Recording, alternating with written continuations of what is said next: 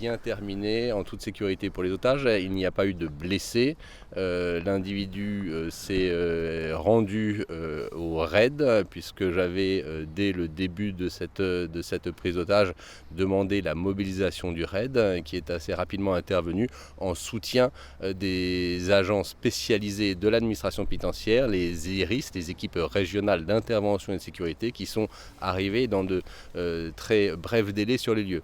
Donc après une négociation assez longue, assez compliquée avec l'intéressé, il a fini par se rendre et donc nous avons pu libérer les otages. Donc dans un premier temps, la médecin, une jeune mère de famille, et ensuite nous avons pu libérer les autres otages. Donc les choses se sont bien terminées, mais elles auraient pu être très dangereuses en raison de l'armement et en raison du profil du preneur d'otages.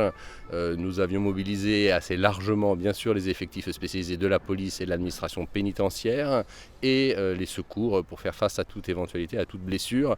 Donc voilà, moi je voulais vraiment rendre hommage au travail de l'ensemble des personnels, l'administration pénitentiaire, le surveillant pénitentiaire qui est resté pendant 5 heures aux côtés des infirmières, aux côtés du médecin, assurant aussi leur sécurité pendant toute cette période, qui a été extrêmement courageux. Et j'ai pu rencontrer donc ce surveillant pénitentiaire, j'ai pu rencontrer les infirmières, et une fois qu'ils ont été libérés, ils vont bien, ils n'ont pas été blessés, mais c'était 5 heures d'épreuves difficiles. Et vous parlez d'une arme qu'il a confectionnée, est-ce que vous avez plus de détails à nous donner ?